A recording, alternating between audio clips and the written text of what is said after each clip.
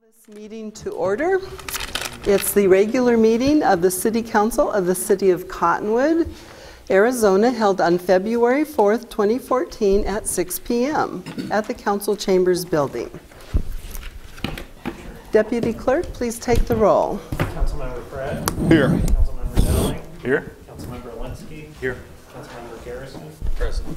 Councilmember Howdy. Here. Vice Mayor Pfeiffer. Here. Mayor Jones. Here.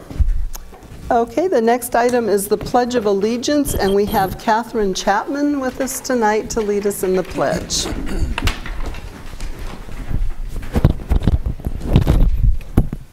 I pledge allegiance to the flag of the United States of America and to the republic for which it stands, one nation, under God, indivisible, with liberty and justice for all. And the council has an appreciation certificate for you.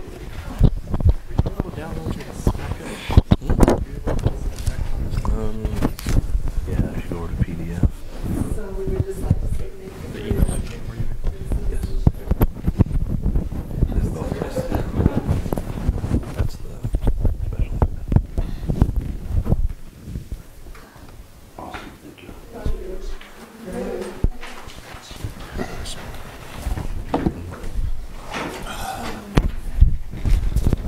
Has everyone got their microphone on and their monitor turned on?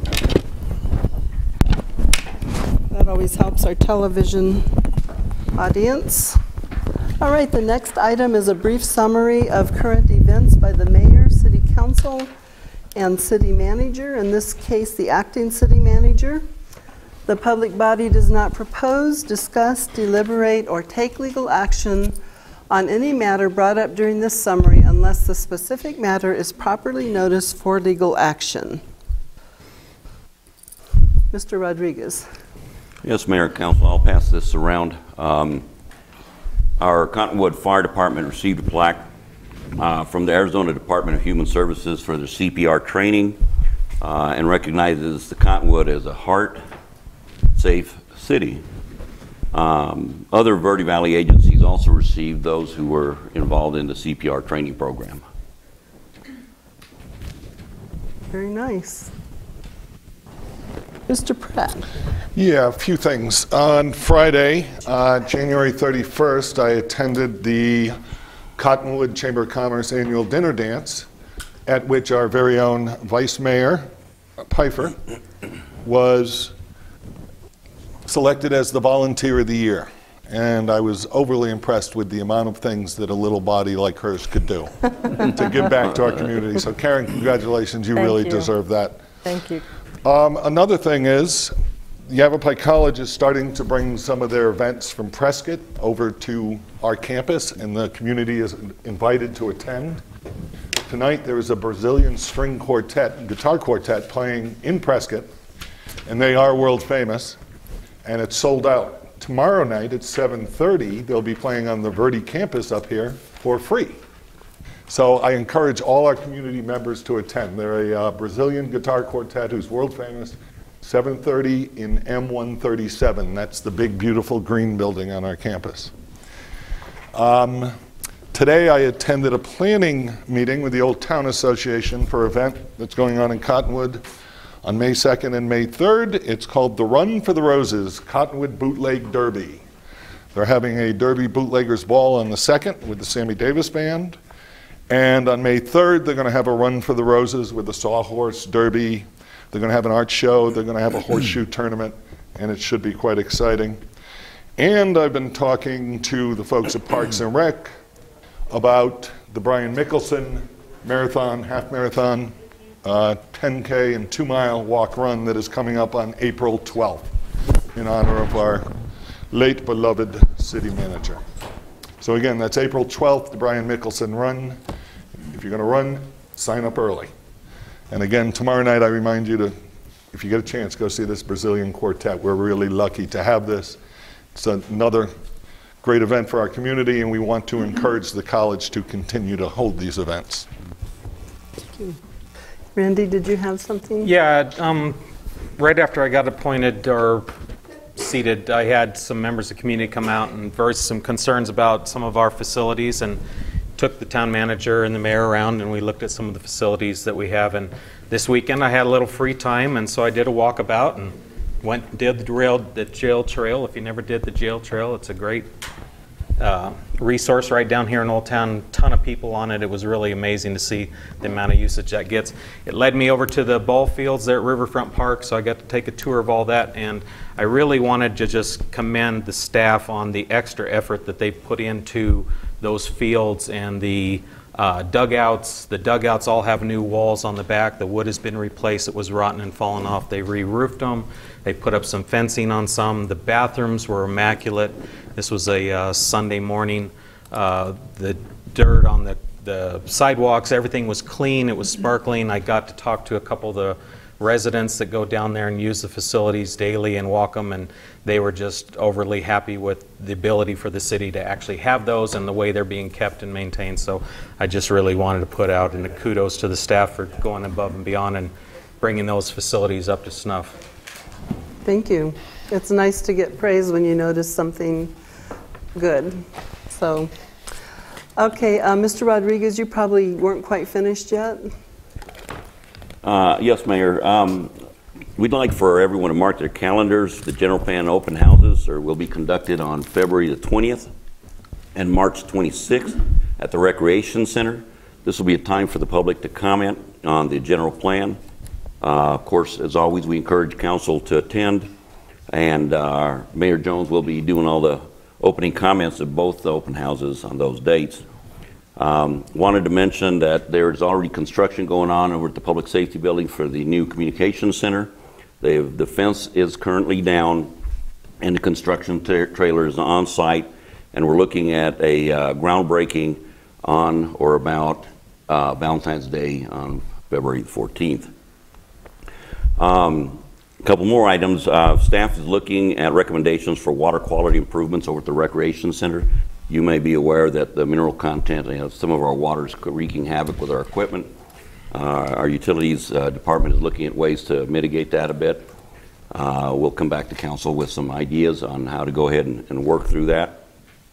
And also, staff is currently looking at lighting improvements at the library. We have had some issues with our lighting over there, and we're looking at trying to get a consultant in and get some proposals to budget for in the fiscal year 2015 budget.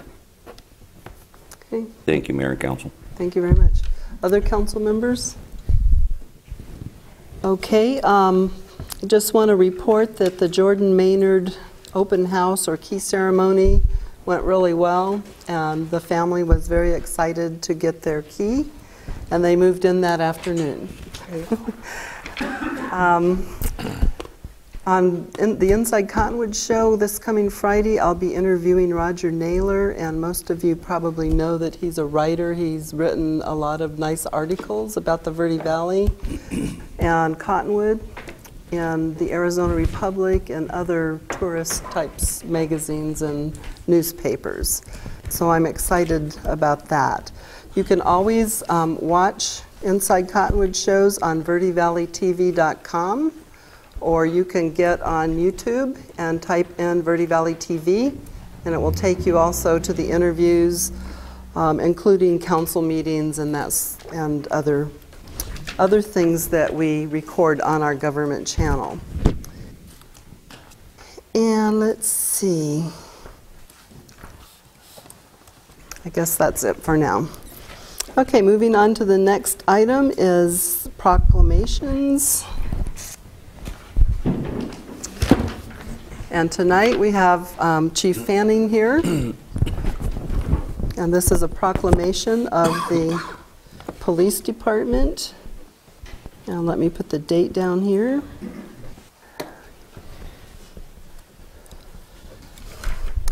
So, supporting the Start by Believing public awareness campaign.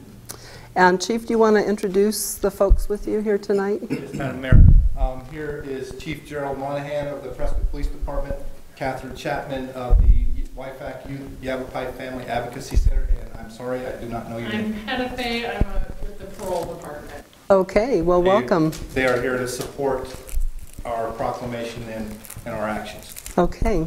Anything you want to say before, you want to Catherine speaks. talk before or after, or what works for you? I can talk now if that's Okay, go right ahead. So thank you, Mayor Jones and Vice Mayor Pfeiffer and council members of Cottonwood. I adore your town. I get over here as much as I can. But I am the director of the Yavapai Family Advocacy Center, which is located in Prescott Valley. But we serve all of Yavapai County. I want to thank everybody who's in attendance to support this campaign that we're doing.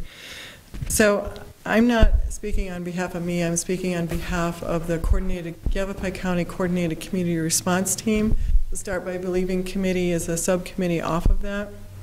And that is dedicated to ending violence in our communities. So I'm also speaking on behalf of victims of sexual assault, that your adoption of this proclamation is very significant to their lives. It's important to them as victims of sexual assault that someone believes them and supports them. Because if we believe and support victims who've been assaulted, then they're more likely to come forward and make a report. Sexual assault is one of the most underreported crimes. They're more likely to seek healing services. They're more likely to assist with the investigation. Then we're more likely to get a really good investigation leading to prosecution, which leads to a safer community. So by supporting victims, we can make all that happen. And then research shows that if one failed attempt for a victim can lead to 5 more assaults. So by doing this, it's really good stewardship for your community. So this was a national campaign that was started by End Violence Against Women International. They have found that when they adopt Start by Believing proclamations in communities, they found them to be safer and that victims report more often, and that's what we're hoping for. So thank you for your support. If you have any questions, I'd be happy to answer them. Any questions? No. We appreciate the work that you do in the Verde Valley. Thank you. It's very important. Thank you. Okay, so the proclamation is supporting the Start by Believing public awareness campaign. Whereas the City of Cottonwood shares a critical concern for victims of sexual violence and a desire to support their needs for justice and healing. And whereas in 2013, the City of Cottonwood Police Department received a total of 22 reports of sexual assault. And whereas research estimates that as many as 1 in 5 women and 1 in 71 men are the victim of rape, and this comes from the Center for Disease Control 2012 summary report, yet most will not report the crime to law enforcement. And this statement comes from the U.S. Department of Justice, Victimization Not Reported to the Police, 2006 to 2010. And whereas research documents that victims are far more likely to disclose their sexual assault to a friend or family member, and when those loved ones respond with doubt, shame, or blame, victims suffer additional negative effects on their physical and psychological well-being. And this data comes from the Rape, Abuse, and Incest National Network. And whereas the Start by Believing public awareness campaign is designed to improve the responses of friends, family members, and community professionals so they can help victims to assess supportive resources and engage the criminal justice system. Now therefore, I, Diane Jones, Mayor of the City of Cottonwood, Arizona, do hereby proclaim, in concert with the Cottonwood Police Department, the support of the Start by Believing public awareness campaign. And if you all could just come up here, I'll present the, yes. Before Chief Monahan had something. Chief, please. Thank you, Mayor and members of the council. I just wanted to acknowledge the stellar partnership that we have and enjoy with the Cottonwood Police Department under the leadership of Chief Fanning. A number of years ago, Chief Fanning and the department here was instrumental in helping us lay the foundation for a domestic violence fatality review team. And without his support and the support of your officers, that would not have happened. So, Jody, you're a dear friend and a wonderful partner. Thank you. Thank you. And I think I can speak on behalf of all of the council members. We certainly appreciate that partnership and know that it benefits both the citizens of Prescott and the citizens of Cottonwood and the Verde Valley. So if you'd like to come up and receive the proclamation.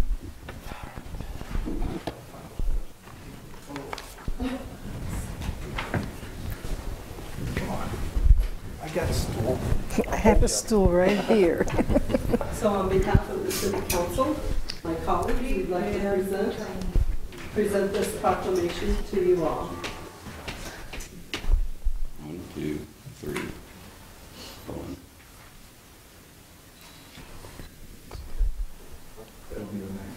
Go 1, 2, 3. It's not flashing for some reason, but thank you very much. Thank you, Madam Mayor. You're welcome. Thank you.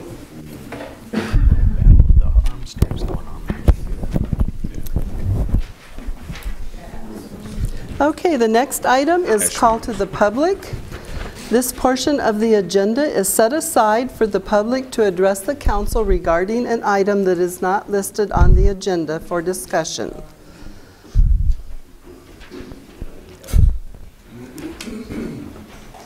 However, the council cannot engage in discussion regarding any item that is not officially listed on the agenda for discussion and/or action per A.R.S. 38-431-02H.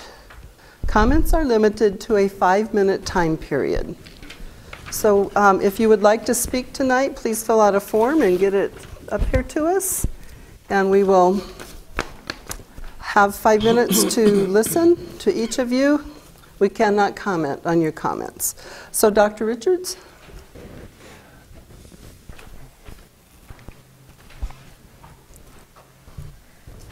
Madam Mayor, members of the City Council, staff, and the public, I have a dream. However, I can't fulfill the dream on my own, so I'm asking the City Council to maybe fulfill it for me. As you may know, the Skyline LLC condominium development off of 16th Street is no longer in the works. Apparently, the developer pulled their permit and it's no longer active. This area has several duplexes south towards Food City. It has apartment buildings around it. It has Cottonwood Commons close by, Villas on Elm, the Crestview area, and a lot of other, and there's still room there for a housing development. I was part of the Crestview project that looked at this area, and as I looked at it, I thought, this is the second time it has failed as a housing development area, and something must be wrong. And I looked at it and I said, this would be a very beautiful area for a city park. It has a lot of residents around. There's no city park facilities. Yes, there are pocket parks in Cottonwood Commons and Villas on Elm, but these are not areas, there's maybe a ramada or two. It's no area where you can throw a football, play catch with your kids, or do any of such activities like that. And so I realized the problems in doing this because it's owned by a developer. And for the city of Cottonwood to acquire the land would be possibly very difficult, but not impossible. Could be done by one way or another. I'm sure Mr. Rodriguez could come up with some way to do that. There are also problems. Put grass, you have to use potable water because there's no purple pipe running down in that area. You would lose a tax base. You would lose employment in building the houses. But yet, a public park in this area serves a large number of people, and not only the ones that live there and visit there with their, grandkids, you might say. There's also the motels down in the along, what is that, 89A as well. And to me, it's something that at least seems that the city council should inquire into the possibility of somehow acquiring that land and putting a Cottonwood City Park in there. I think it would be very good for the city of Cottonwood, and not only for the residents that live there, but for the entire city. And if you do it, I ask you not to put my name on the park. Okay. But anyway, thank you for your attendance. I appreciate it very much. Thank you for your comments. The next commenter is Lonnie Wyatt. I've been here so much, like my school teachers, you got my name right all the time now. I'm using the old-fashioned one. Hoping the Backuses are here to take me home. I have been hammering on the condition of the streets, sidewalks. I have given letters of explanation to the judges in the hopes that they say, yes, Lonnie, we want to talk to you. Because if you got a problem, you have to have an answer. And the answer is very simple, and I have it all wound up in my head ready to go. But I do need to speak with the judges first, because it would also involve community service to help get some of this done. I think the city is as busy as they can be, and I don't find any reason that we pay whatever the city salary would be to have them sweeping sidewalks and some other stuff, picking up trash, when we can have community service doing it. So, you know, like I say, I'm not going away at all. I'm just going to keep coming and keep hammering it until I get my way. I would, and I'm sorry, it was Dr. Richards? Mm-hmm. I live in Crestview. The Crestview I live in is a 20-home development wrapped around Crestview. And all of us that are up and down that street, most people have little teeny tiny dogs. I have a service dog, and I have to, you know, walk up and down, and having a park there and a dog park, I think you irrigate out of that ditch that comes right out through. He left. And I'll go out there and mow or pick weeds, anything to get it to go. I'm really happy to have met I'm doing a lot real quick. She's already gone. The woman that was just here with the chief, Karen, talking about rapes and so forth. And I don't know if anybody in Phoenix in the new CPS has taken a look even at what goes on in the Verde Valley. My money says absolutely not. I've been trying to get an answer out of Phoenix on that for a while. The Verde Valley Guidance Clinic is not the answer. I certainly hope this woman is successful in what she's doing, having a daughter that's been raped twice. And it's the worst thing in the world to sit as a mom and listen to the details. So I covered all my stuff. Oh, is there a reason, you know, when I come in, I take the ADA bus in, and then I ride my wheelchair all the way home. And like I said, I live at Crestview. Is there any particular reason, and I know you can't answer, right past Catholic Service, where those big tall trees are, where it's really, really scary. Is there any reason why we can't have a street light there for safety? Because for safety, there's homes, so forth, living around in there. I can't believe I'm finished before 5 minutes. And I guess when I have the letters from the judges, eventually I would like to challenge city council and mayor. And I've spoken with Morgan Scott about this, Bruce, Mr. Rodriguez. I would like to challenge city council. I think it would be very good press for you in the city. It would also be very nice press for Almed Medical Supply. We all get an electric wheelchair. We're all going to go for a little tour around town, so you get a real good idea of what we're doing and what it takes. Thank you. Neener, neener, neener. Okay, I don't have a name, so I can't call sorry, out a name. Someone wanted to talk about Montessori.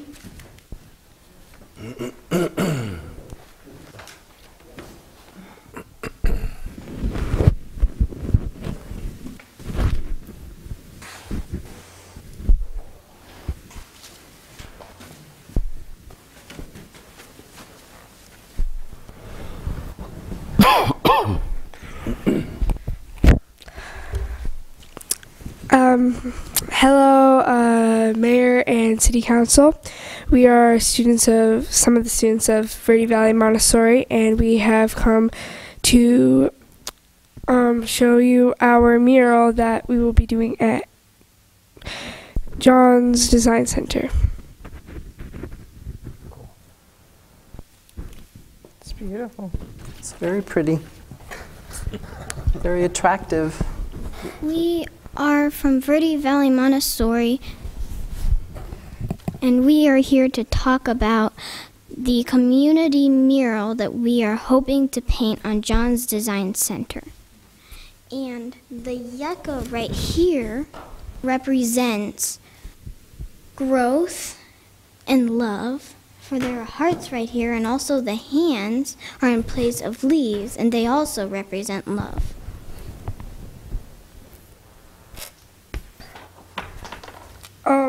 The tree right here, we wanted to represent growth, and the hands, we wanted to represent friendship, and we have peace right here, peace signs, to represent the peace in our community.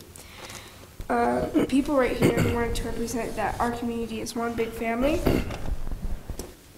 and the lion and the lamb right here represent protection, and that our community protects ourselves and other people too.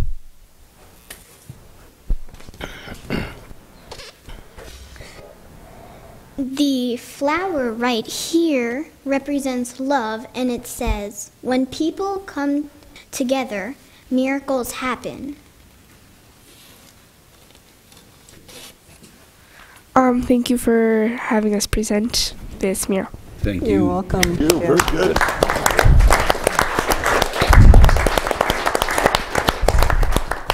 So I would suggest that, I guess the next step would be going to Baron Najad at Planning and Zoning. We actually went to Planning and Zoning. We thought we were going to be on the agenda tonight. I wished you would have been, Yeah, so we John could have commented. Yeah, John was said that we would be, and we just were. Well, if you'd like to come back again, we can put you on an agenda where we could. Work meeting in a couple weeks. Yeah, would you like to come back for that one? We'll do that. So would you Madam please? Mayor, I think staff had them on the schedule for a week from today. Oh, you had, they're on the We schedule? had a miscommunication then. That's the work session? I'd rather have them on the regular. So it'd be 2 weeks from today. So 2 weeks for today, because it's televised and then they get to show their project to the community that way. Yeah. Yes, because the community is going to be invited to work on the project as well. So it would be better to have it in a regular meeting. Okay.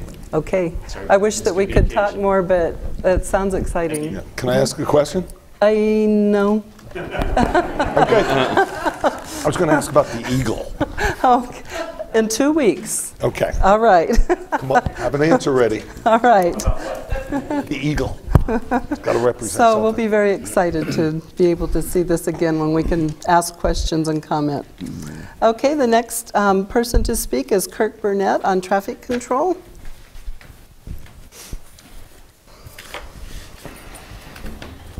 Good evening, Mayor and Council. Thank you for the opportunity for having me come and just express a few concerns. I know we've been talking today with a few of you we've had, and the concern what we're looking at is cutting off a resident's access for backing in a trailer and being able to get a trailer in to a certain area. And we came up with an agreement today where we'll be able to get that trailer in as long as we're able to blindside it in, coming in a different direction. So one of the things what we talked about today, if you are all okay with me taking that time and blocking that traffic, and it could be up to 15, 20 minutes or even longer, and getting this trailer in to this residence, and if you were all okay with it, then I would agree with it also. You agreed with it, but right after you left, I started a very uncomfortable feeling with liability for myself. So I went down and talked to Jody Fanning right off, and he was the first person who saw where I'm coming from, and there is a complete difference of what way you're bringing a vehicle into that driveway. And I hope if you're in these concerns, because he is very concerned about this matter, and I also talked to the commander, Jody Kamuch, I believe is. Yes. And he is very concerned about it, and he's very concerned about us backing in blindsided. So us taking that time out, it's okay for you guys for taking this time, but I would have, for me to take up more time than what we normally do, we will gonna have to be able to get a police escort. And this is from the police chief and the commander. That could cost us up to, well, for 15 minutes, they gave us an example, it was $87. So if we're bringing these trailers in and out, which we have been for over 40 years, now we are constricted because of this constriction, the island traffic. We were ordered or came to an agreement today, we'll blindside it in. But the chief and the commander is very concerned about us blocking any traffic for that amount of time. And the very concern, I'm sorry for... Makuch. Sorry for... Commander Makuch. He is very concerned about us backing blindsided. I know the discussions yesterday, it really didn't matter. For some people, it didn't, which way we back in, and it didn't seem to be a concern. These are two people in the public safety that definitely have a concern which way we're backing in. And with this island here, it's definitely going to force us to back in blind ways. And if it is going to take quite a bit of time to get in, which it's going to, because I have tried, it's going to be costing us a lot of money each time to be able to get this police escort. And I just hope you give us a little consideration on this project and this traffic control lane, where we're able to keep a lifestyle that we have maintained for over 40 years of maintaining a farm and our house. And access to that one side of the house is very important for us, and to be able to have a trailer in there is very important. It's the maintaining of the house. We have a boom for one trailer that gets in there that we maintain 50% of that house with. That would be instantly cut off. We were not going to be able to, or else it's going to cost us a lot of money to get that into there. So those are my concerns. Thank you, and thank you for listening. Thank you for your comments. Okay, the next item is approval of the minutes. I'd entertain a motion. I move we approve the minutes. Did you second that? I made the motion, You made but the I'll motion? second it, that's fine. I think you were making it at the same time. Okay, Mr. Elinsky made the motion. Councilmember Howdiggy seconded it. All in favor? Aye. Aye. Any opposed? Motion carries. Okay, comments regarding items listed on the agenda are limited to a 5-minute time period per speaker.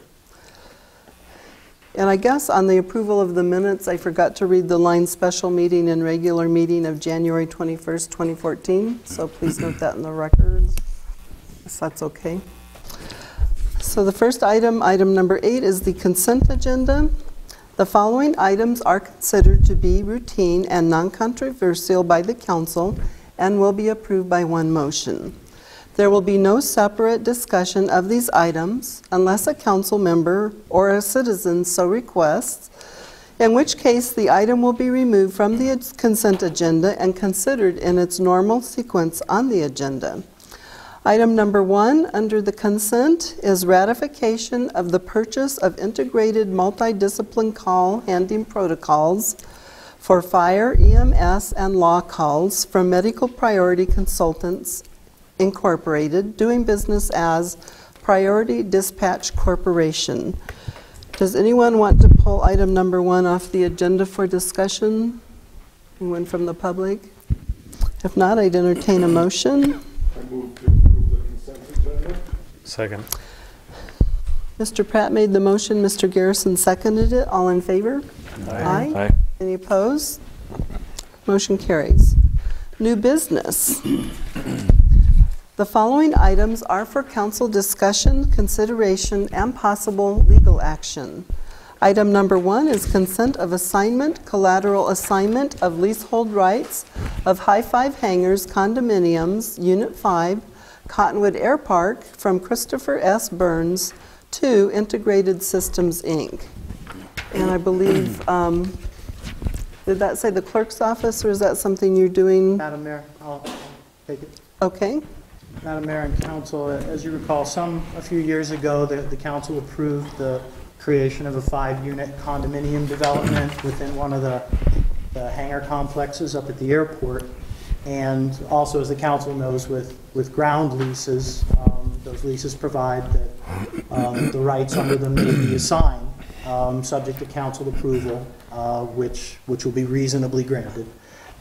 This is the first time, I think, before you is a request to assign one of the condominium interests, but it's very much the same as a request to transfer a ground lease, and that's what's before you tonight.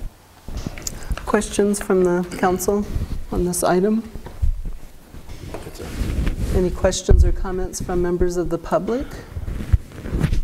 I would entertain a motion. I move to approve the proposed consent of assignment and collateral assignment of the leasehold rights to High Five Hangars Condominiums, Unit Number 5, from Christopher S. Burns to Integrated Systems Incorporated. Second. Mr. Pratt made the motion. Mr. Dowling seconded it. All in favor? Aye. Any opposed? Motion carries. Item number 2 is a special event liquor license application submitted by Lana Tollison, applicant for the Cottonwood Chamber of Commerce, for a chamber mixer scheduled for February 20th, 2014 at the National Bank of Arizona, located at 1 East State Route 89A in Cottonwood. Mayor? Yes? The Vice Mayor is recusing herself, and so is Mr. Pratt. I'll move to approve the special event liquor license application by the Chamber of Commerce for February 20th. Second. Mr. Garrison made the motion. Mr. Howdiggy seconded it. All in favor? Aye. Any opposed? Motion carries. Item number 3, sale of old recreation center building located at 791 North Main Street. Mr. Horton? Madam Mayor, one thing I'd like to add for the council is I think you know that the proposers, and I guess let me frame the issue for the public. In November, the council authorized the issuance of a request for proposals from people who might be interested in acquiring the old recreation center. The reason the mechanism of a request for proposals was selected was rather than just consider a bid price for the building, the council was concerned about maintaining the historic character and integrity of the property and wanted input into the proposed use of that property. The RFP was issued and a lot of packets were taken out, but perhaps because of the very challenged condition of the interior of the building, one proposal was received. Staff is working with the proposal group. Gentlemen are here in the front row, Sahiko Ono, Julian Rubel, and Robert Conlon. Staff's been working with them. It's been a pleasure to have these discussions with them.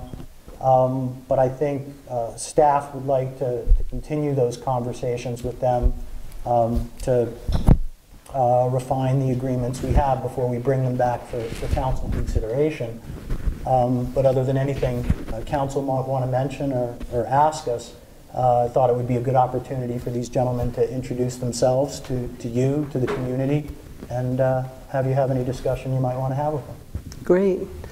So starting out, would you gentlemen like to come up and introduce yourselves and just share a little bit of information about yourselves with the council and the public? Sure. I'm Julian Rubel. I've been a resident in Sedona for 17 years. Chased a girl out here and got her whole family. So my wife's whole family lives in Sedona. I'm a property owner in Old Town Cottonwood, and I've been in real estate pretty much my entire time here. We were having a conversation maybe a week ago about, why is community important, and actually the kid's picture kind of summed it up for me. I'm a businessman. I like to make money. I'm not ashamed of that. I'm excited about the opportunity we're going to propose. But one of the things that got me excited really was meeting Paula Woolsey, because I do have a young family. And I grew up in a small town. And so I'm now looking at that next phase for myself. And this is meant truly authentically. Cottonwood was much cooler than Sedona. It's just the way it is. We had an opportunity. We looked at Sedona for a brew pub, but it didn't really meet that combination of community. And I speak for myself. These gentlemen have their own comments. Opportunity and excitement. So I like, for me personally, introducing myself, yes, I'm invested in the community. But it also is, again, about a legacy. I'm at that phase of my life where I want to be able to leave something behind that hopefully my children will be here for generations, like Paula's children, and giving them an opportunity. So that's really my purpose with this project. It's a commercial endeavor. I actually have an architecture background.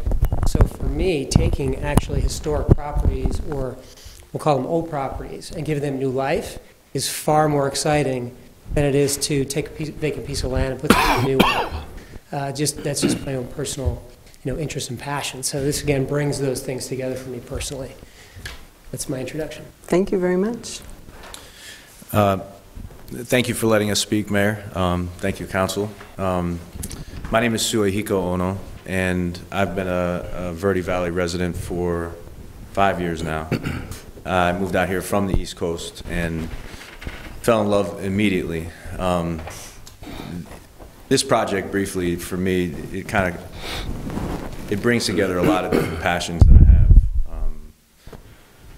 have. There's two main parts to this project, and I suppose actually, no, I would say there's three main parts to this project. One is integrating the community and the history of this building,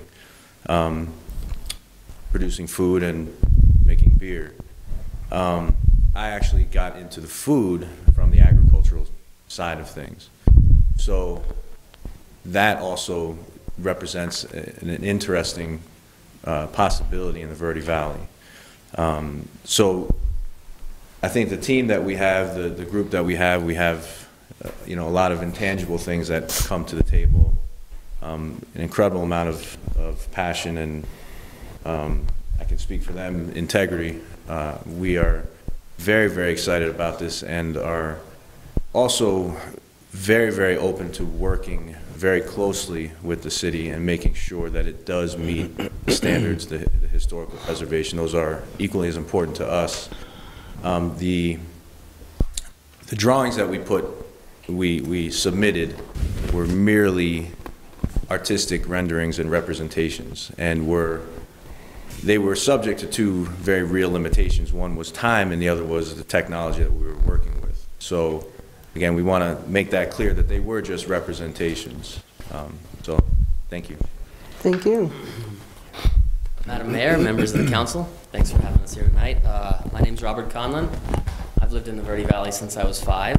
I'm 30 now. I have Bobby D's Barbecue up in Jerome in the historic English Kitchen building, a building which I renovated. So I too have a love for historic buildings. And I did also feel, you know, that those drawings we submitted, it didn't adequately capture our vision for the building. They looked too modern, to me anyways.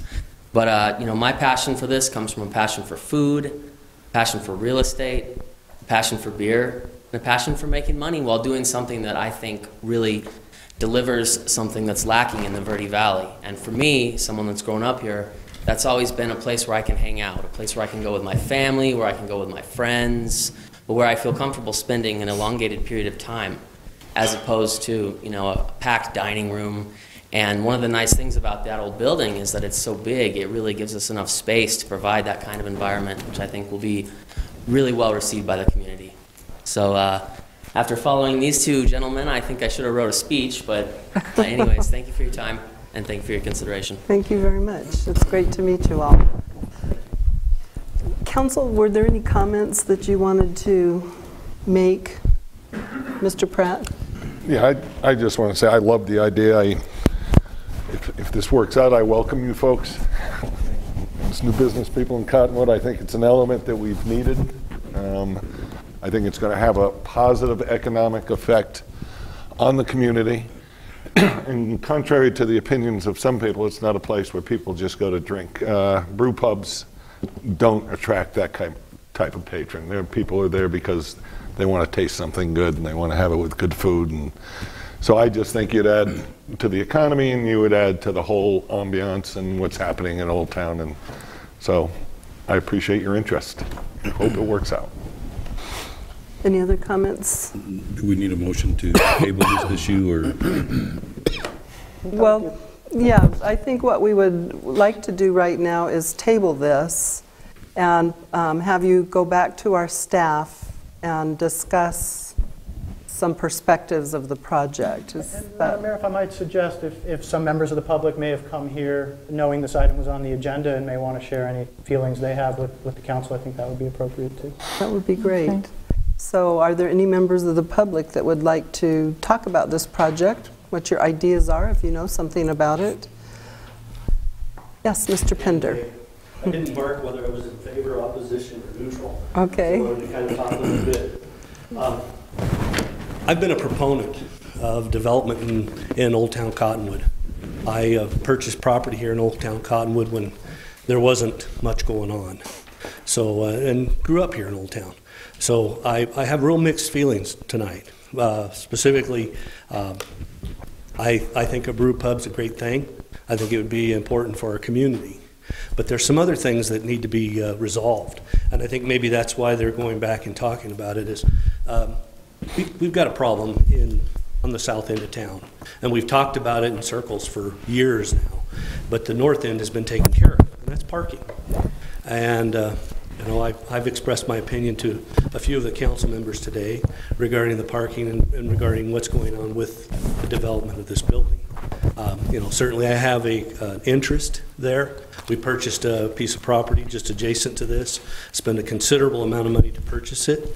It was completely dilapidated. Everybody watched it for 5 years. I went in there and rehabbed it. You know, didn't spend a ton of money, but I've kind of revived the area, and I've got a lot of investment in there. You know, so we're conscious of what's going on there. We think that, you know, something has to happen there. We'd like to see a parking lot. You know, at the end of the day, we'd like to see some type of parking on the south end of Cottonwood, you know, Old Town. And that's, you know, that's, I've expressed that. I think it needs to be real important that the city get the maximum value for this property. If you're going to sell this property, it needs to be what it would be worth. And I think all elements need to be looked at. What you know, what the other properties in the area went for. What are the obstacles that need to be overcome? You know, and also there needs to be sustainability. And that's been one of the things we've talked about, even in the community plan. Is this a sustainable project? Is it going to, you know, is it not going to be taking from the other properties that are already there? You know, and if it is, well, you know, that's business. I'll just chew on my lip and have to come up with a different concept or whatever. You know, so that's business. The bottom line is that I think that we've talked about parking there. I think that the plan has removed all of the space for parking for this property. And that's kind of it's a double-edged sword for us, you know. When we bought our property, we went to the city and the discussions were, how can you get more parking? And then we come and we hear that, you know, the city's going to sell a building, but they stripped off all the property, so this developer won't have to develop parking. Well, and then we've talked about where are we going to put parking on the south end of town. I've always envisioned parking going right in this area. And I know there's a concern about the historical nature of this building. There was another historic building right behind it where I grew up and I learned how to read it. It was the library. It got tore down, you know. I think that if we're worried about keeping this structure, maybe we should relocate it somewhere and make a parking lot there, you know. And then just a little irony. There were two churches in town when I was growing up. This one and the one that's right here. And they're both becoming, one's going to be a winery and the other was going to be a brewery. It's kind of ironic, isn't it? So anyway, thanks for your time. I'm a proponent of development. We'll change our business model. We'll work with them if they purchase the property and it all works out and the city gets the best bang for their buck and it makes economic sense for everybody. I'm 100% behind it. I just want to make sure that we all cover all the bases. And I know Bobby, he's a good businessman. He'll do a fine job, you know. So I'm excited to have him as a neighbor if we get there. So thanks for your time. Thank you. Anybody else? Yeah, Mr. Pratt? Yeah, I'd like to correct the record, I think, of what was in the newspaper. With the new outlay without the parking, the building appraisal is less than what the Verde Independent reported. I think people should know that. Isn't that not right, City Attorney? Madam Mayor, Mr. Pratt, the recalculated value when you take the vacant land off the building itself, the property to be conveyed would be, its fair market value would be $150,000, not $225,000. I think people should know that. Correct. As well, we do have parking there. I would really like someday to see the city develop that parking lot better, maybe pave it over and put there's room for a lot of spaces there by that building and beyond that building where people park for the farmers market. I'd like to see that parking lot paved and striped, and you could fit a large number of cars in there. And that's something that when Brian Mickelson was alive, the council was going to act on. But the fact is that when we started talking about where's our city hall going to be, that kind of went by the wayside, but it must have been more than 7 years ago because Brian's been gone that long. But council at that time was very adamant about we wanted that paved and we wanted it to be nice. Were you on council? Were you on then, Terrence? I believe I was. When we were talking about that. But because of the confusion about where to put City Hall, we've kind of stalled on that. But I totally 100% agree that once we figure out where we want everything to be, that should be upgraded to a nice parking lot. Mr. Horton? Mayor Jones, just to supplement the conversation about fair value, I think it's worth noting that in their proposal, the proposers are estimating that they're going to invest well over $1 million, about $1.2 million in the building, and about half of that is rehabilitation of the interior and exterior of the building, and I think the other half is furnishing and equipping it as a restaurant and brew pub. Is that about right? Yes. And so I think that informs the conversation about value and what the building might sell for, because that's how much work it requires. Mm-hmm. Ms. White? I'm confused.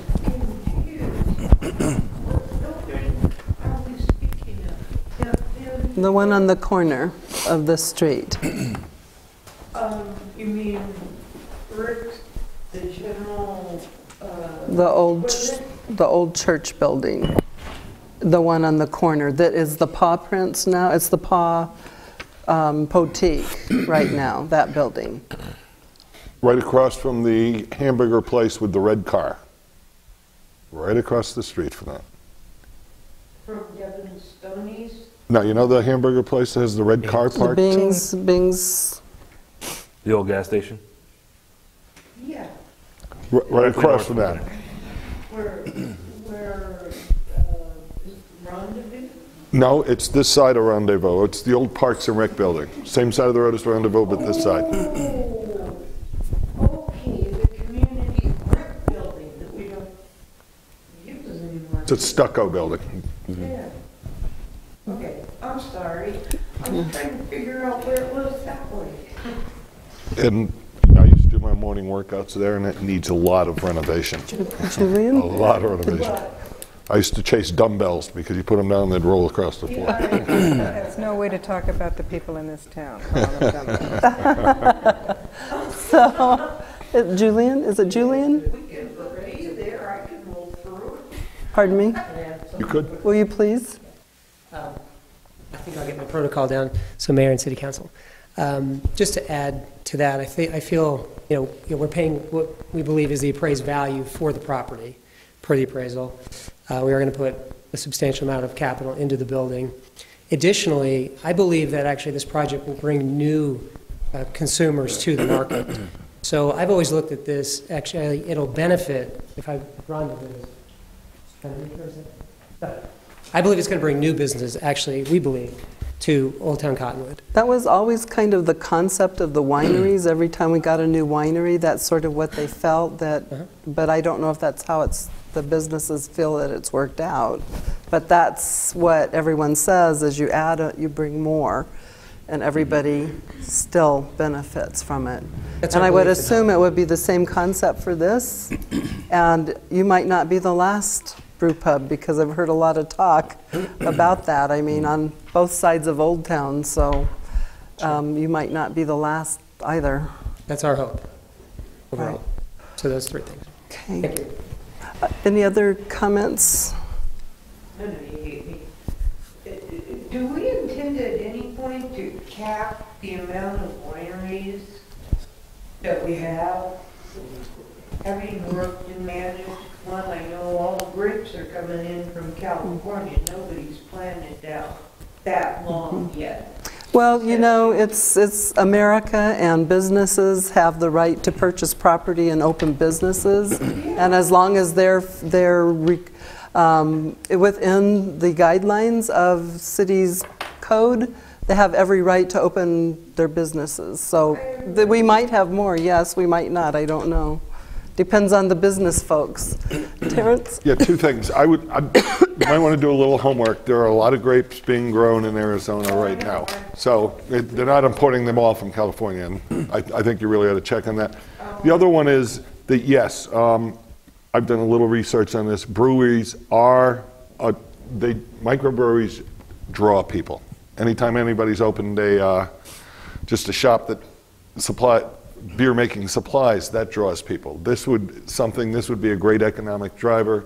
People would come to Cottonwood to go to a microbrewery.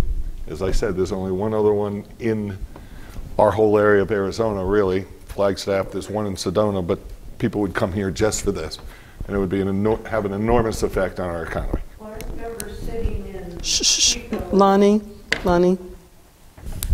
let's kind of keep a routine here. So, if you want to go ahead and finish. Okay. So, any other discussion of council members? Move we table this till... Second. Okay, the vice mayor made a motion to table it, and Mr. Howdigi seconded it. All in favor? Aye. Any opposed? And with that, I would ask staff to go back with the developers and continue the talks. Thank you, Mayor. Okay. Thank you. Okay, the next item is Highland Square Senior Apartments. Let's get over there to that item. And request for local government contribution.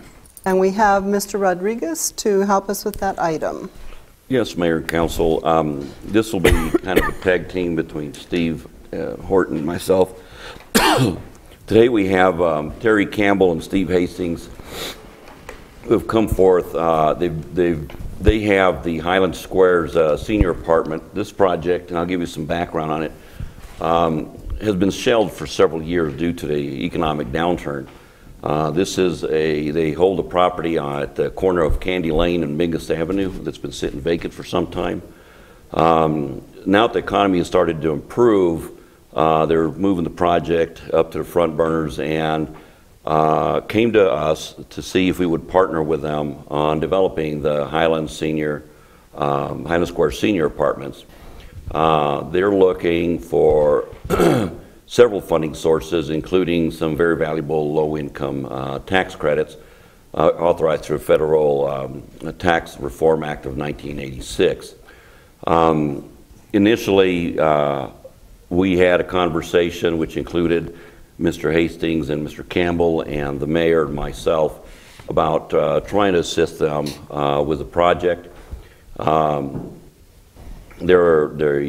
Our contribution to this project would be approximately $120,000. It could be in kind, not necessarily cash. We had a couple of ideas, and initially they looked very promising, but they turned out not to work out, and that was contributing some of the work that had been done on Mingus Street, which is adjacent to their property.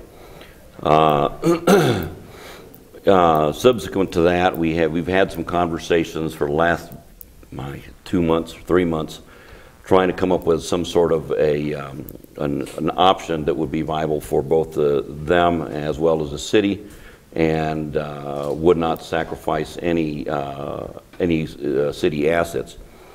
After a lot of conversations, calls, and emails, I think we've come up with an option that council may be able to agree with. We are looking at potentially fronting up to $120,000 to this particular project.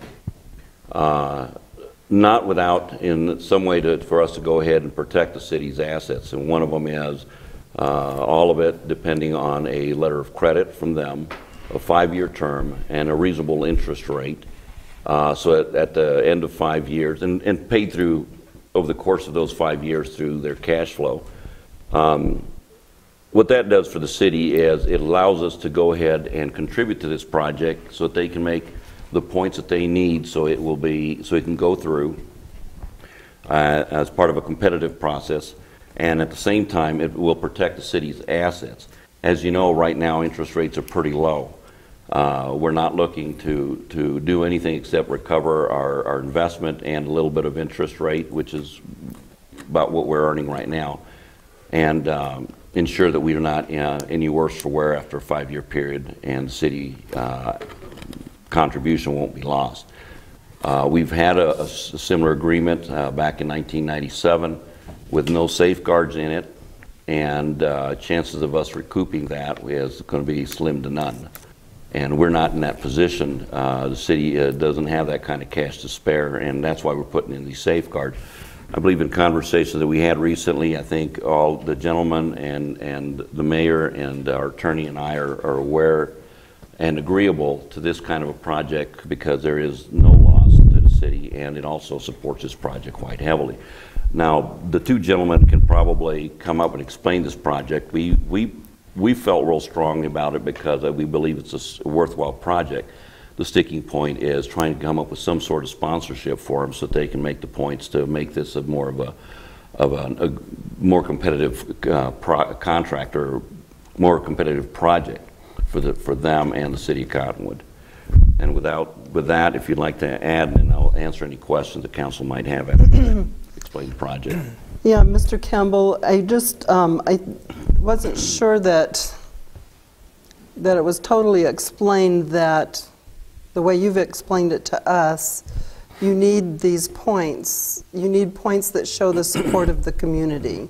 And that's something that you didn't get the project a couple of years ago. You weren't able to get those points that you needed. But now this is like required now. It's Mayor and Council, Terry Campbell, Campbell Hogan Associates, representing Highland Square Senior Apartments. Yes, that's correct.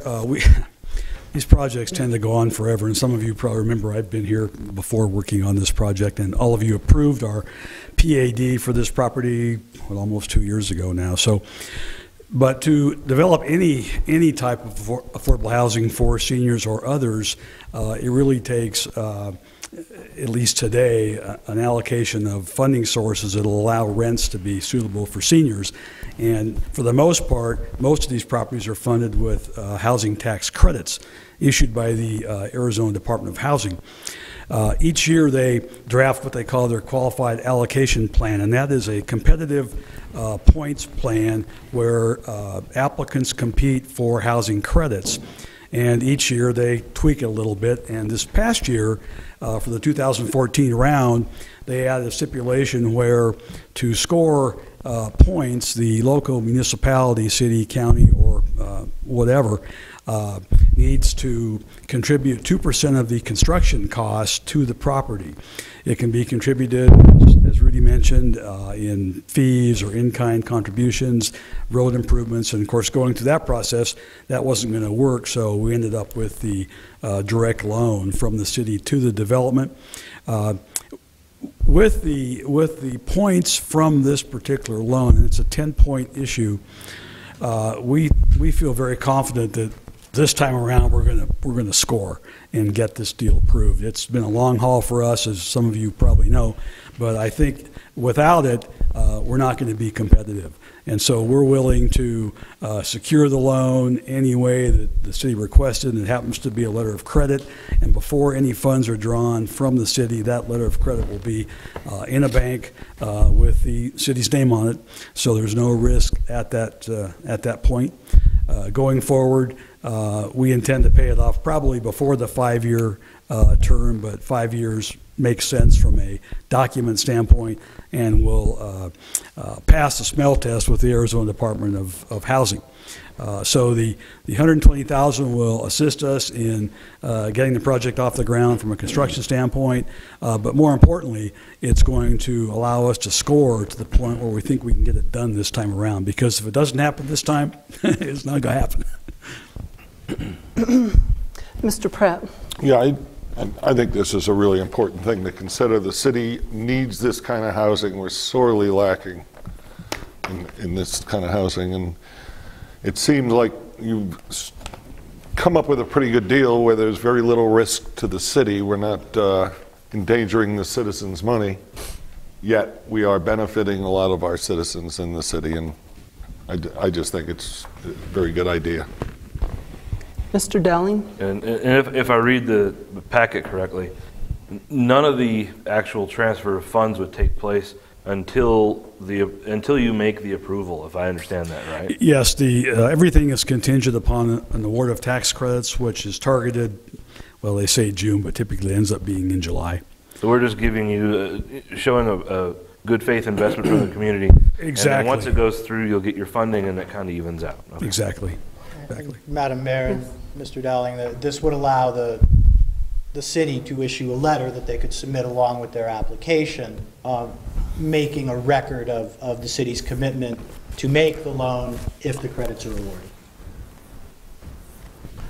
Yeah, having dealt Mr. with Howdege?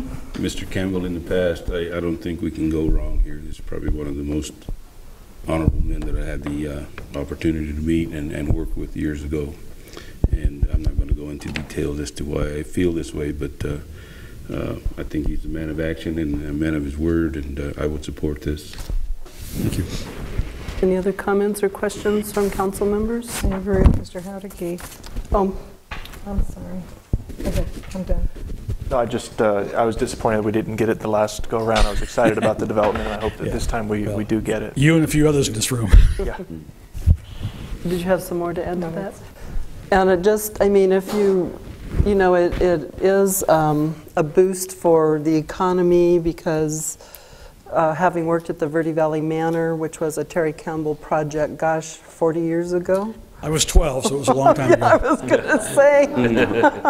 The Manor's been there quite some time, and seeing the residents who live there, and you know, they ride the bus, they shop in Cottonwood, they have, you know, they're consumers of groceries and all of those things. So it's, and then they get assistance with their rents, at least a lower rent because of the tax credit. So that gives them, many of them are on, you know, very restrained incomes, but because of they're paying a little bit less rent, then they have more money to spend, and so it benefits, you know, the city also, I think. Well, it's good to have too, just a variety of housing stock too. That's one of the main things, is to get a variety of housing stock and a variety of just demographics in the area too. I think Cottonwood excels at that. This would be one more notch in our belt. Right, and you know, you talk about all of us old folks, Tim. I do. Yeah. With love. And the baby boomers are going to need these houses, yes. This housing. So get in line, right, Mayor. Right, I'm getting my name in, huh? Mr. Pratt. Is it time to make a motion? After we get comments from the public. Well, and Madam Mayor, on the subject of love, you all got lawyers involved, so they made the motion longer. So I'll give you for whoever wants to make the motion. Okay. Have it proposed revised. Okay, a revised. So Mr. Pratt started. So any comments from members of the public on this item? If not, Mr. Pratt? I'm about to read a short story. I move to authorize the city to make a local government contribution in the form of a secured 5-year loan in an amount not to exceed $120,000 to assist FSL St. Monica Villas LP, the owner of the proposed Highland Square Senior Apartments project, in obtaining low-income housing tax credits for the project, subject to the following contingencies. 1. The owner must receive low-income housing tax credits from the Arizona Department of Housing in the current application cycle. 2, the city's funds shall follow and supplement all other funding required to construct the project. And 3, the loan will be made pursuant to a promissory note that is secured by a letter of credit and that provides, among other things, for monthly payments to the city from the project's cash flows at a rate of interest that approximates what the city would receive in a safe, conservative investment. You couldn't remember all that? The end. Can you say that again? Second motion. Okay, so Mr. Pratt made the motion and Mr. Howdigy seconded it. All in favor? Aye. Aye. Any opposed? Motion carries. And we hope that this project comes to fruition this cycle. So, thank you. The next item is presentation and accept. Did we do everything we were supposed to do on that? We all in favor? Every once in a while things become road and I'm like, oh, did I do that? Okay, presentation and acceptance of the city's comprehensive annual financial report for fiscal year ending June 30th, 2013. Mr. Rodriguez. Yes, Mayor and Council. Today we have Jill Shaw, CPA with Heinfeld Meach, presenting the city's comprehensive annual financial report for the period ending June 30th, 2013. Traditionally, we get our auditors out here to make a presentation to council. They've been doing our audits. This will be their second year. We're going on their third year of their contract with us, and we are really pleased with the outcomes of their audits. And with that being, just before I get off of this, as our CAFR is already posted on our website. We do that almost immediately when we get a final copy, and then we bring it to council shortly thereafter, and that's what we're doing today. Thank you very much. Ms. Shaw. All right, thank you, Rudy. I'm Jill Shaw. I'm with Heimfeld Meach and Company, and I'm the engagement partner on the audit. So, I just first want to thank Rudy and Kirsten and everybody in the finance department for all their help with, getting the audit done. They're an integral part of the process, and I know it's not an easy process going through an audit. So, we certainly appreciate all of their help.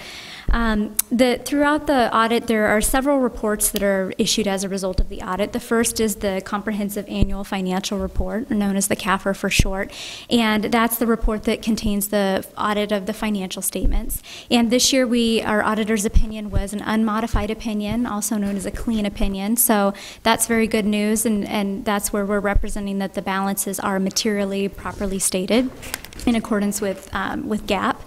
And some of the other reports that are issued, one is the expenditure limitation report, and that is to show that expenditures of local monies are less than the voter-approved limit. And because the city has a home rule limit, they're quite under budget and have been historically. The next report that we issue is the single audit reporting package, and the city receives a single audit because they spend more than $500,000 in federal awards. And as part of the audit, we kind of zone in on one or two programs each year and kind of audit that program more comprehensively. And this year we looked at the transit program because it's one of the larger programs, and with the city bringing the transit back to the city, now they're the fiduciary for the monies and thus subject to the audit. So that was the program that we looked at, and that's the report that has any recommendations that we have as a result of the audit. And we did have some recommendations in there that I know management is looking at ways to implement procedures to fix those things in the future. We also issue a letter on HURF expenditures, where we look specifically at some of the sample of HURF expenditures that they're in accordance with statute, and we had no findings as a result of that part of the audit.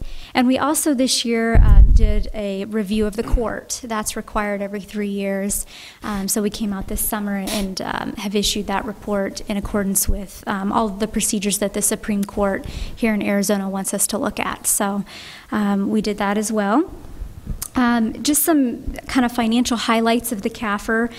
This year, for fiscal year ended 13, the town had $68 million total in net assets, and a large part of that is capital buildings and things of that nature. But of that, $33 million is unrestricted to be used for ongoing obligations of the city. And that was a 2.5% decrease from prior years, but not a significant decrease.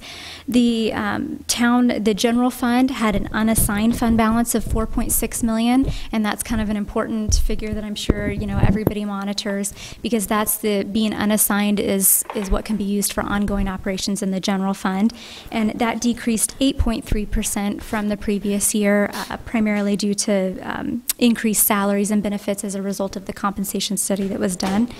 The general fund was under budget for the year, so that's always good news. And really the financial statements were very comparable to prior year, with the exception of probably just the transit operations, adding those back in. And if there's one area of the CAFR that you read, I would suggest reading the management's discussion and analysis, and that gives just kind of a good overview of what changed from the prior year and what some of the significant things were that happened financially for the city during the year.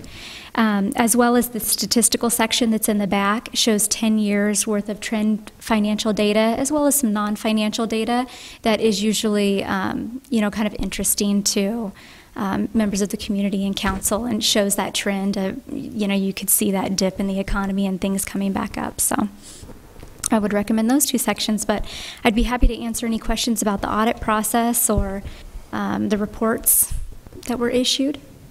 If you were to boil it all down, it'd just be thumbs up?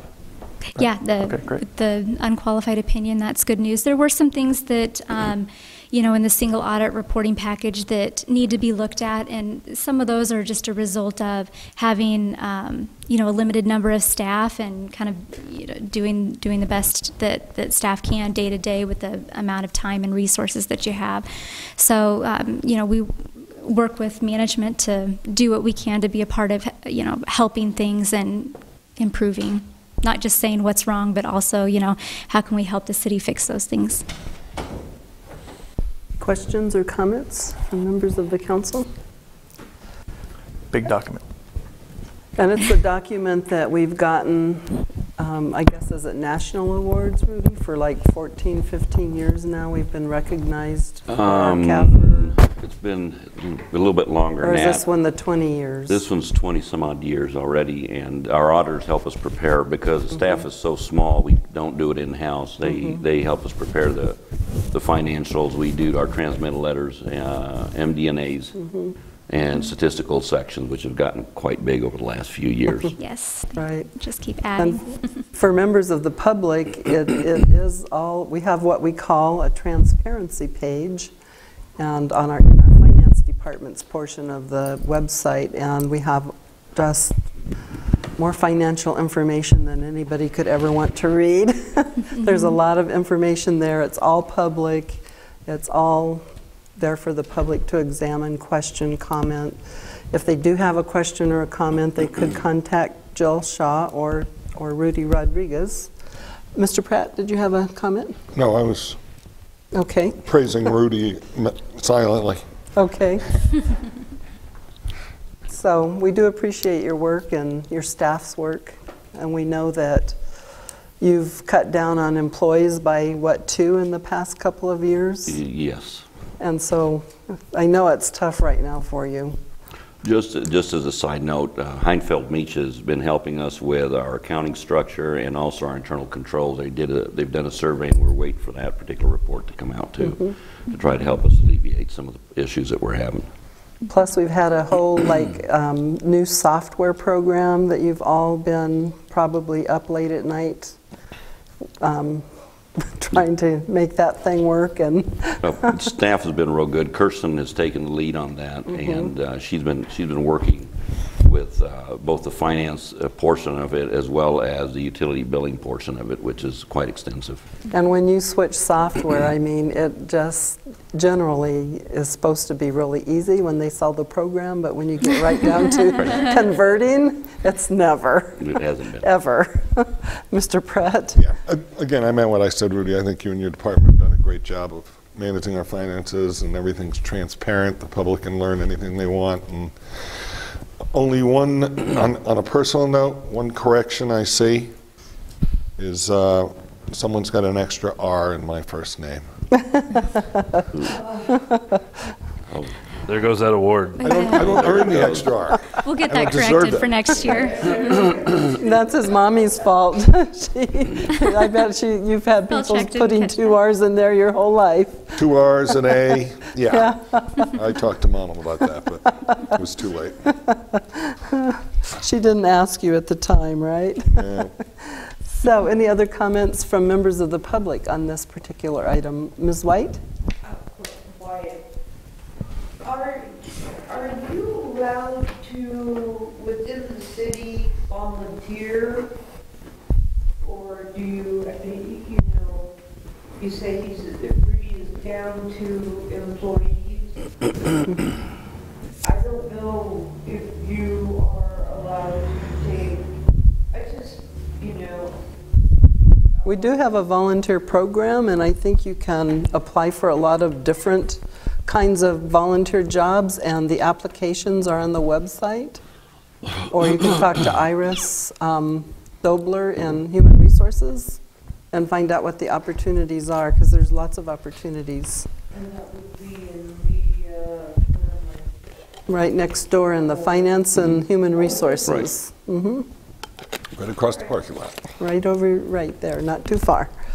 Okay, so I would, if there's no other comments, I would entertain a motion from a council member.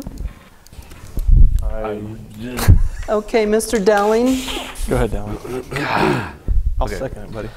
I move to accept the city's comprehensive annual financial report for fiscal year ending June 30th, 2013. Second.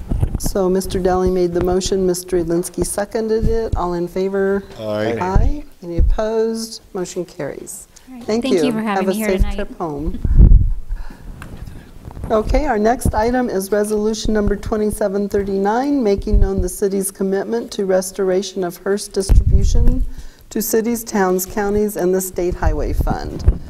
And council, as council may remember, I went down to Phoenix and talked to the legislature through the Greater Arizona Mayors Association about a week or two ago. And what came out of there, and also Kevin Adam through the RTAC, and that stands for Rural Transportation Association, something.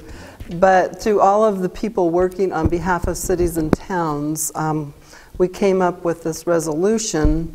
And also at that meeting, the legislators who were there and spoke suggested, because the legislators generally would like to dismiss removing HURF funds for 2 years, at least. And the governor's budget still shows, as Mr. Scott's council communication shows, the governor's budget is still taking that out. So the legislators at the Gamma meeting suggested that we also write to the governor and explain to her how this impacts our own community. And so Mr. Scott will present the item. Thank you, Madam Mayor. And Madam Mayor described it very well. But as most of you know, the HURF funds, which is the Highway User Revenue Funds, have been swept away from the towns and cities for about the last 10 years. Where these funds come from, there's about 31 cents of every gallon that you pay, or every gallon of gasoline or diesel fuel that you pay that goes to the state. Traditionally, the state has shared those fees along with fees generated from the motor vehicle department and other fees you pay throughout the year, and shared those with the local communities. And again, as the mayor said, that's come out to about $600,000 over the last 10 years that would have gone to the city of Cottonwood, that's been swept to departments like the public safety department, and even swept away from the state's own Department of Transportation for state projects, which I'm sure the council's been far behind, has supported it quite a bit. That would be anything from the State Route 260 to any other state highway project. Interstate I-17, which is a mess sometimes, potholes. Highway 89A, any other local highway that could have gone to. And the mayor has a letter in here that's drafted to the governor encouraging her to put those funds back to where they were originally meant to go. And obviously during the down economy, everybody was kind of willing to share and make everything work. But now that we're seeing a little bit of a comeback in the economy, we're asking to have those funds put back to where they originally meant to be. Any questions? No, it's a nice letter. Any comments from members of the public? Mr. Pratt? I haven't gotten to make this comment yet tonight. This is a no-brainer. And I think a lot of the other cities and towns are petitioning for this too, and it's the right thing to do. It really has impacted us over the years, and it makes a difference in our neighborhoods. It makes a difference for our children walking to school. It makes a difference for our elderly, for our disabled folks. So, and Ms. White's here every week talking about the needs of the community, and those needs cost money. And so, we encourage our citizens to write to the governor also, and our legislators, asking them to please support allowing cities and towns to keep the funds that their citizens are paying when they fill their tanks up with gas. Mr. Pratt? I move to approve resolution number 2739 and the letter to Governor Brewer supporting the restoration of HURF. Second. So Mr. Pratt made the motion, and Mr. Garrison seconded it. All in favor? Aye. Any opposed? Motion carries. Deputy Clerk, please read resolution number 2739 by title only. Resolution number 2739, a resolution of the Mayor and City Council of the City of Cottonwood, Yavapai County, Arizona, making known its commitment to restoration of HURF distribution to cities, towns, counties, and state highways. Madam Mayor. Thank you very much. Item number 7 is ordinance number 602, amending the municipal code by deleting chapter 2.108 Judicial Review and Appointments Advisory Board of Title II Administration and Personnel, and this would be the first reading. Mr. Horton? Madam Mayor and Council, this is a simple housekeeping matter. Some time ago, the council authorized the deletion of the expiration of the Judicial Review Board. What we found was it was serving a redundant purpose. It was draining a lot of staff time and energy, and what we found properly is that the council really needed to perform the very same reviews and analysis of the magistrate the Judicial Review Board did, and it did it well and ably, but it was also redundant. So the council already went ahead substantively and authorized us authorize the review of the magistrate to take place directly by the council. This is just housekeeping to conform the code to that prior action. Questions or comments on this item? I think we acted on this quite some time ago, several months. Any comments from members of the public? If not, I would entertain a motion. It's just the first reading. Oh, thank you. Okay, so it's the first reading. Deputy Clerk, please read ordinance number 602 by title only. Ordinance number 602, an ordinance of the mayor and council of the city of Cottonwood, Arizona, amending the municipal code by deleting chapter 2.108, judicial review and appointments advisory board of Title II administration and personnel. Madam Mayor. Thank you very much. Okay, your tongue was not listening to your brain. I do that all the time. Okay, so any comments on the claims? Questions, suggestions? I suggest we pay them. Okay, would you please make a motion to that effect? I make a motion to pay the claims and adjustments. Okay, I'll second it. So Mr. Elinsky made the motion, the mayor seconded it. All in favor? Aye. Aye. Any opposed? Motion carries. I move to adjourn. Second. Mayor made the motion, Mr. Garrison seconded it. All in favor? Aye. Any opposed? We're adjourned.